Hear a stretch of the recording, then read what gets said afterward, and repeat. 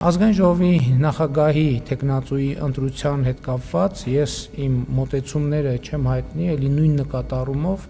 որովհետև քաղաքացիական պայմանագիր կուսակցությունում այսօր տեղի է ունենալու նիստ, որտեղ որոշում են կայացվելու առաջադրված տեխնացուներից փակ գաղտնի քվեարկությամբ ընտրվելու է մեկը եւ ով որ կընտրվի դրա մասին ենթադրում եմ կլինի չեմ ենթադրում կլինի հանրային իրազեկում, այսինքն մեր պլանը այս է, որ այսօրվա նիստում այդ հարցով մենք պետք է լսենք տեխնացուներին, հարցեր տանք, մտքեր փոխանակենք եւ որոշում կայացնենք։ Ես իմ քվեարկությունը կանեմ փակ գաղտնի ռեժիմով, ինչպես նաեւ մյուս գործընկերները։ Գործադիրի կազմի հետ կապված ես ասել եմ, որ ընդհանուր առմամբ կառավարության կազմում փոփոխություններ չեմ տեսնում, չեմ նախատեսում, այսինքն կառավարության անդամների փոխվարչապետեր եւ նախարարներ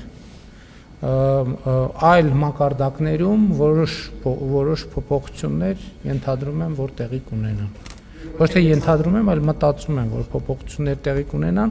Իմիջայլոց դուք եթե ուշադիր եղել եք, ես հայտարարություն եմ տարածել, որով հրավիրում եմ աշխարհի 200 լավագույն բուհերի շրջանավարտներին ներառվելու կառավարության կադրային բանկում, իհարկե պատահականություն չէ, որ հենց այս ժամանակաշրջանում եմ այդ հայտարարությունը տարածել, որովհետև մենք դեռ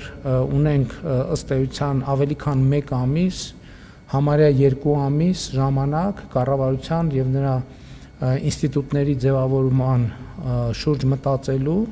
եւ ես չեմ բացառում, եթե կլինեն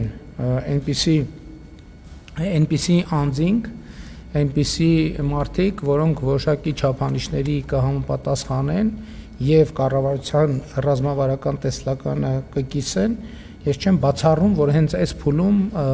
տեղի կունենան նշանակումներ, համենայն դեպս իմ մտադրությունը դա է, որ մենք նաեւ նոր մարդկանց բերենք եւ եթե ձեր մոտ հարց ծագի, իսկ ինչու այդ հայտարարությունը ես չէի անում, ասենք օրինակ մի տարի առաջ, տարի ու կես առաջ, որովհետև իմ փորձառությունը ցույց էր տալիս, որ դա հաջողություն չէր ունենալու, բայց քանի որ մենք որդեգրել ենք կատարողականի հիման վրա վարձատրության համակարգ, արդեն նման կրթական ճանապարհ եւ որակավորում ունեցող մարդկանց համար համոզված եմ Հայաստանի Հանրապետությունում պետական աշխատանքը գնալով կլինի ավելի ու ավելի գրավիչ։ Բաժանորդագրվեք Արմաթ մեդիայի ալիքներին սոցցանցերում, հետևեք մեզ նաև Armat Media AM կայքում։